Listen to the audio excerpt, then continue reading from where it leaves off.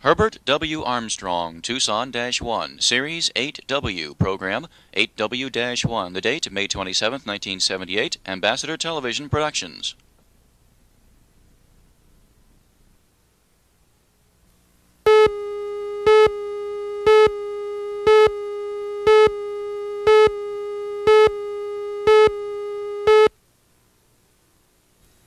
Is there a purpose in human beings being here? Were we put here, or did we just evolve from a spineless amoeba, single-celled amoeba? Where are we going? Is there purpose to life? And what is the way?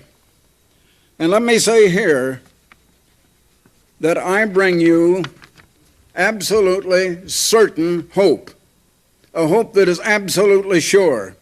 And that is that there is coming in this generation, in the generation in which you live, world peace, prosperity, universal prosperity, happiness, brimful and running over, and salvation to mankind. The World Tomorrow. The Worldwide Church of God presents The World Tomorrow with Herbert W. Armstrong.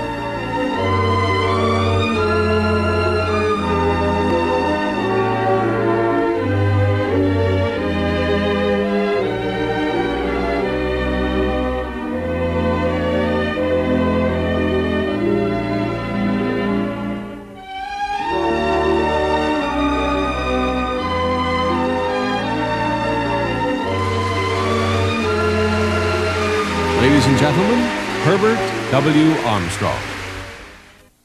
All you read in the newspapers, all you hear in newscasts is bad news. You hear of the evils of the world, and it seems that there is nothing good. What was the cause? Is there a devil? And if there is a devil, where did he come from?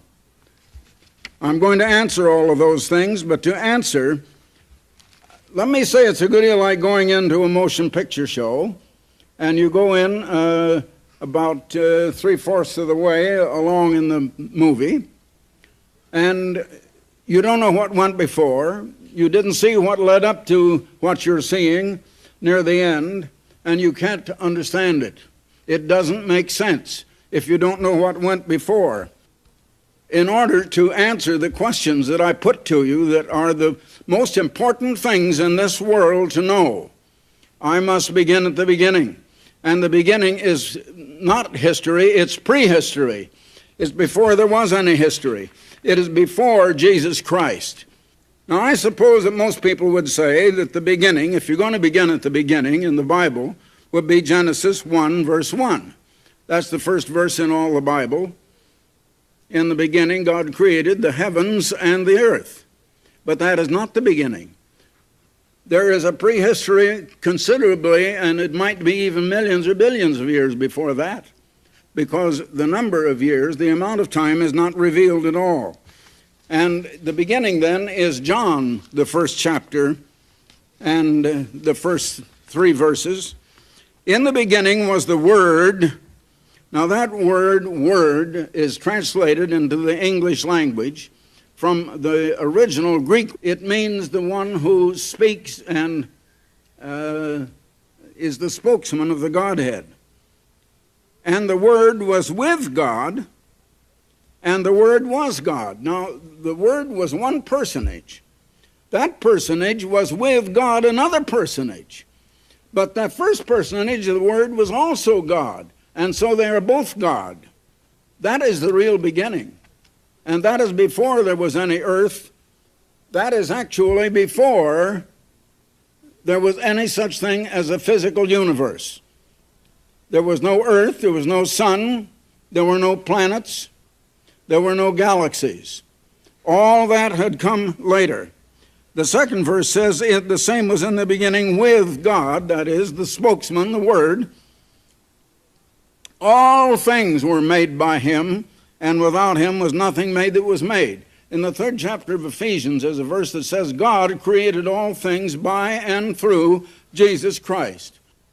Now, in the 14th verse of this first chapter of John, you will read that the Word was made flesh and dwelt among us, and we beheld his glory, the glory as of the only begotten of the Father, full of grace and truth. That Word then became Jesus Christ. Now, there is no evidence of any physical universe of any kind at the time. They were just in outer space, if you can think about that. I can understand how this God and the Word, who are alone in space, and no other living creatures of any kind in existence anywhere, and how they must have thought out what to do and planned. And they might have taken millions of years doing it. The amount of time is not revealed at all in the Bible. We don't know. But we do know this, that they created angels first. Angels are made out of spirit. They're not made out of matter. Now, angels were created before the earth. You know, Job was a man who lived long, long ago in most ancient times. And Job apparently had built a great building. And I feel that it is certain that Job was the actual designer and builder of the Great Pyramid of Giza. Job was a man of great ability, great knowledge, great mind. Job was so near perfect that even Satan the devil couldn't find anything wrong with him.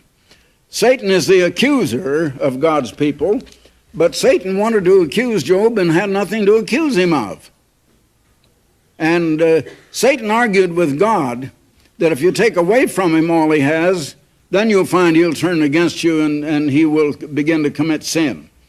So God allowed it. Satan took away all of his sons, his children, all of his great vast wealth. He was the wealthiest man in the East, and left just Job and his wife penniless. And still Job did not sin. Satan then came to God and says, well, he says a man will do anything to save his own life. Let me touch him and then see if he doesn't turn against you. And God says, all right, I'll let you touch him, but spare his life. I will not give you any right to take his life. So Satan thought of the most painful thing that he could inflict on Job, short of death, and that was to fill him with boils from head to foot. Then Job's three friends came, and they began a discussion. That's what the book of Job is all about. His three friends thought that all that happened to Job was Job's own fault, and he'd brought it on himself. And Job insisted on his own righteousness, and that it was not a result of any sins on his part. And in the 38th chapter, it says, then the Eternal answered Job out of a whirlwind and said, verse 4, where wast thou when I laid the foundations of the earth? Now this doesn't make sense. If Job had not built a great building, the greatest building on earth, the tallest and highest building until the Woolworth Tower was built down in Wall Street, New York, or just off of Wall Street. So Job had built some great building. Declare if thou hast understanding. Who hath laid the measures thereof, if thou knowest, or who hath stretched the line upon it? Talking in the language of one that would build a great master building. Whereupon are the foundations thereof fastened? Or who hath laid the cornerstone thereof, when the morning stars sang together, and all the sons of God shouted for joy? In that case, that is long before man was created. Therefore, the sons of God, therefore, are, and all the way from the first chapter of Genesis, referred to as the angels. The angels then were in existence before the earth. They shouted for joy at the completion of the earth. Why did they shout? Because this earth was created to become their abode. Angels occupied this earth before any human man. Now, how many know that? How many ministers, how many evangelists ever tell you that? They don't begin way back there at the beginning, And if you don't get that beginning, you can't understand the present unless you know what has led up to it. Now, God created angels out of spirit, still no matter, until we come to the first chapter of Genesis, which comes next. In the beginning, God created the heavens, and it should be plural, as Moses wrote it in the Hebrew language, and the earth.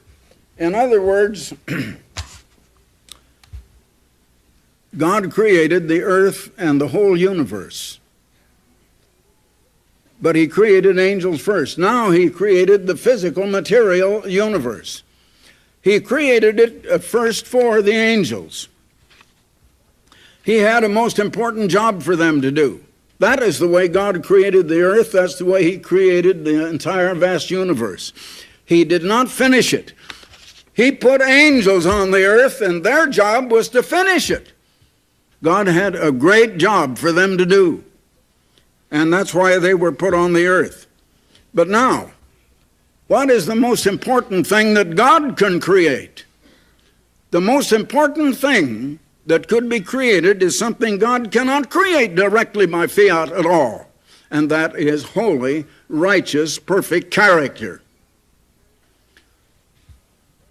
If God made the angels so that they had to do just the right perfect thing and never could do anything else, they would be like a machine that does what its maker has intended, but it has no mind, it can't think, and there's no character.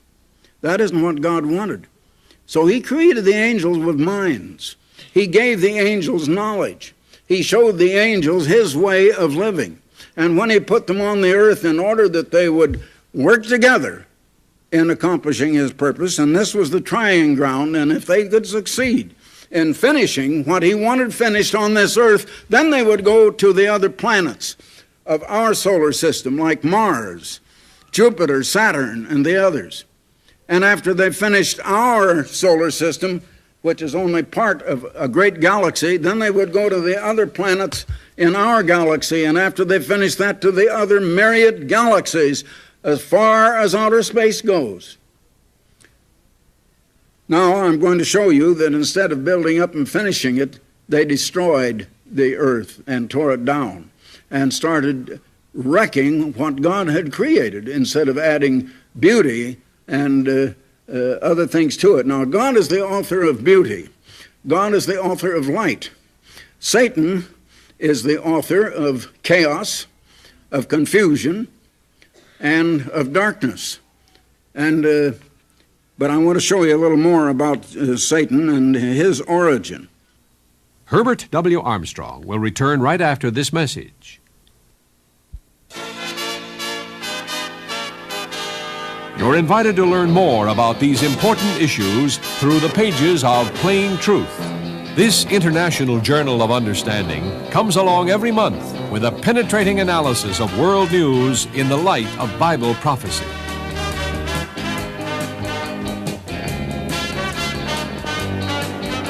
Plain Truth. This full-color monthly publication underscores the importance of biblical understanding in modern 20th century living.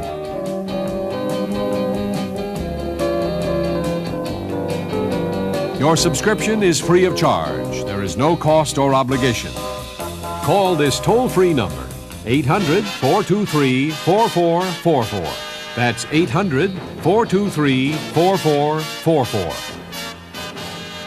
The Plain Truth, a magazine of understanding. God put over those angels a super archangel, the most perfect, the most powerful being that God could create. But remember, I told you the one thing God cannot instantly create without taking away the right of free choice, the right of any character whatsoever, is character, holy, righteous, perfect character. And so God did not create the angels with that. God showed them and taught them the right way, but he did not force them to go the right way. They had to make their own decision, even as you and I, and ultimately the whole world will have to, but most of the world is not called to judgment as yet. Now, in the 14th chapter of Isaiah, you begin reading about the king of Babylon, who was a type of sin on the earth, the ancient King Nebuchadnezzar of Babylon. And then it comes to the 12th verse and speaks of someone not human at all, someone far greater, of whom the king of Babylon was only an earthly servant or type, and so on. He says here, "How art thou fallen from heaven, O Lucifer?" That's the great antitype. Just as Nebuchadnezzar was the first ruler of an empire, the ruler over the world, so this is someone that was put as ruler over the whole earth in the time of angels. "How art thou fallen from heaven, O Lucifer?" His name was Lucifer. The name Lucifer means shining star of the dawn, a light bringer, a bringer of light and truth. Son of the morning. Well, that's another word that even describes the meaning. Son of the morning, light bringer. He had fallen from heaven. "How art thou cut down to the ground, which didst weaken the nations?" Or a better translation, "How art thou, who did weaken the nations, cut down to the ground? For thou hast said in thine heart, I will ascend into heaven. I will exalt my throne above the stars of God." Now, he had a throne. I want you to notice that. He was a king. He was over the angels. He had a throne. His throne was on the earth because it was under the clouds. He was going to ascend to heaven above the clouds. "I will sit also upon the mount of the congregation in the sides of the north." That is the only description in the Bible of the place of the throne of God in the far north. Astronomers find very little in the far north. He continued and said, "I will ascend above the height of the clouds." So he was on the earth. "I will be," it says here, "like the Most High," but a better translation is, "I will become the Most High myself." I'm going to take away the throne from God. I'm going to sit as the ruler myself. "Yet thou shalt be brought down here to hell," which in the Hebrew language and it's Sheol and means the grave. Now I'd like you to turn next to Ezekiel, the 28th chapter, and here again we find something mentioned of him. Now here it starts out talking about the prince of Tyre in the 2nd verse. Then finally it comes to the great antitype that he represented actually. "Moreover, the word of the Eternal came unto me, saying, Son of man, take up a lamentation upon the king of Tyre." Now it started out talking about the prince of Tyre. It was the human ruler. Now it talks of the king of Tyre, who is not human. "And say unto him, Thus says the Lord Eternal, Thou sealest up the sum full of wisdom and perfect in beauty." Never can you find a place where God says that of any human man. Perfect in beauty. The only one that it could possibly be said of would be Jesus Christ. "Thou hast been in Eden, the garden of God." So he was here on the earth, and that's where his throne was. "Every precious stone was thy covering." Then it goes on to mention many of them. And continuing now in verse 14, "Thou art the anointed cherub that covereth." Now that takes us immediately back to the 24th and 25th chapters of Exodus, where God was revealing to Moses something about the throne of God in heaven. "Thou wast upon the holy mountain of God. Thou hast walked up and down in the midst of the stones of fire." Now get this, listen. "Thou wast perfect in thy ways from the day that thou wast created." He was not a born being like we are. He was a created being. "And he was perfect in his ways from the day he was created till iniquity was found in him." Now, as I say, if God had made him perfect, so he couldn't do wrong, there would have been no character whatever.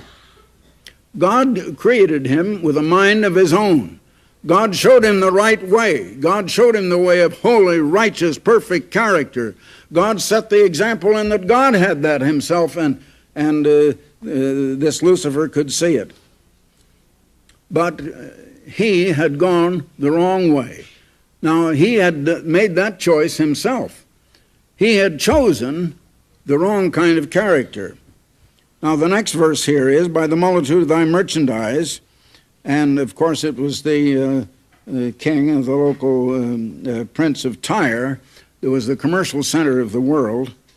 They have filled the midst of thee with violence, and thou hast sinned. Therefore I will cast thee as profane out of the mountain of God, and I will destroy thee, or remove thee is a better word, O covering cherub, from the midst of the stones of fire. Now this great archangel now became no longer Lucifer, the bringer of light and truth, but now the bringer of darkness and a destroyer. Instead of a builder, instead of building up and adding to the earth and making it more glorious and more beautiful, which is the way of God, he now was making it ugly and destroying and tearing it down. Thou wast lifted up because of thy beauty. Thou hast corrupted thy wisdom by reason of thy brightness, and I will cast thee to the ground. Now, in the 12th chapter of the book of Revelation, you will find where John, in his vision, saw him and a third of the angels falling to the ground from heaven when they had tried to ascend up to heaven. Now, this great Lucifer now had led his angels into a rebellion. That left the earth in the condition that we find described back here in Genesis, the 1st chapter, and beginning with the 2nd verse.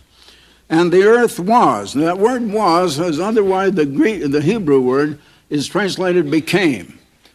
Because God didn't create it this way, it came to be this way, without form and void. Now those words that Moses wrote in the Hebrew language were tohu and bohu.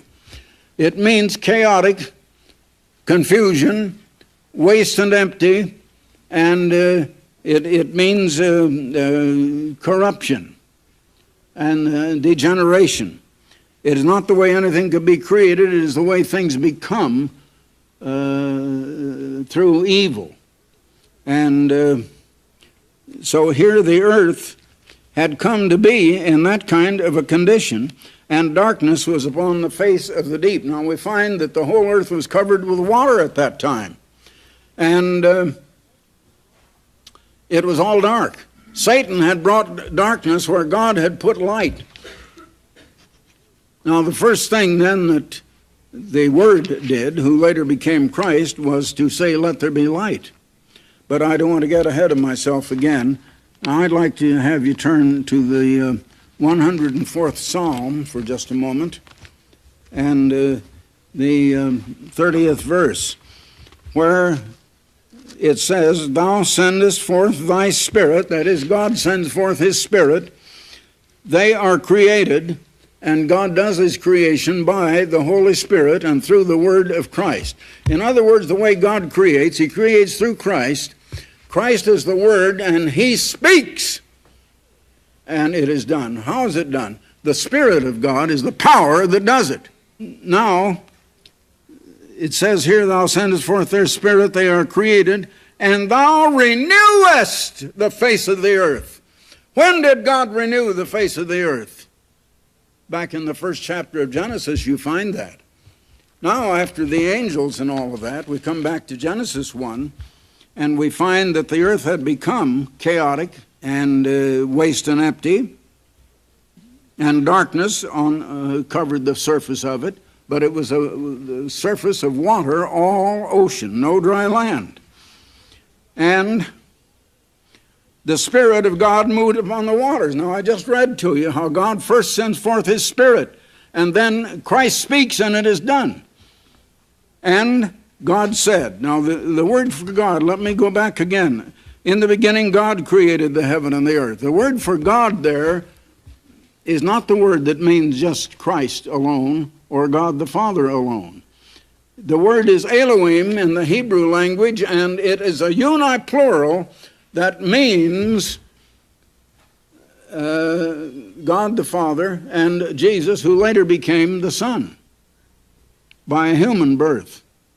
Now, They had been put on the earth, and the earth had come to this state of darkness and chaos and confusion. That is the result of what the angels did instead of adding to it and building up. So the angels had failed in their great purpose. Now, decay is not something created. It is the way something becomes as a result of a better creation. And that's what we found there. That's what was on the earth. Now, here is what I want to show you. At that point, it left only God, the one is called God and the one called the Word at that time. This is before Jesus had been born. So it was just God and the Word. And they were the only two beings in the whole universe now that had holy, righteous character, that because they could not ever commit sin. They could be relied on never to go the wrong way. God wanted billions of people who would finish His great creation. God created man then in His own image, in His likeness, but He created man out of flesh, out of matter. God's purpose now to reproduce Himself, the greatest feat that even God could ever accomplish, and that includes bringing us into righteous and holy and perfect character, required man to be made of physical matter. That's why God had created matter, because He foresaw that. It's like a fail-safe plan. Now, what is the one thing uppermost in the mind of God now? He has human beings on the earth, and the thing uppermost in the mind of God is to restore the government of God and the character of God in humans. Now, until you understand all of that background, you can't understand the truth about mankind, beginning with Adam and coming on up to Christ and from there on. And until you understand these things, you don't know why you were born. You don't know why things are like they are on this earth. You don't know what's ahead and how it's all going to come out finally with Christ coming back as the King of Kings and the Lord of Lords. He is already qualified, and He will come back to take over the reins of government of every nation on earth. Actually, Satan has been in charge and has deceived all nations. Now, how he is deceived, that has to come in another program later, which I hope to bring you very soon, and should come 1 week from now. And I will go on and show you what led man into all of the troubles that we have, how we're to be delivered out of them, how God's plan works, what salvation is, why the world is so deceived and doesn't understand the truth of God. You'll have to begin at the beginning. Today I have begun at the beginning, and I have brought you up to the time when God was restoring and recreating the surface of the earth for man. Next time I will begin with the creation of man and what went on from there. So that will be it for this time. Goodbye, friends. For the free literature offered on this program, write Herbert W. Armstrong, Pasadena, California, 91123. In Canada, Box 44, Vancouver, BC. Or in the continental United States, you may call this toll-free number, 800-423-4444. That's 800-423-4444. In California, dial direct 213-577-5225. The preceding program and all literature were produced by the Worldwide Church of God.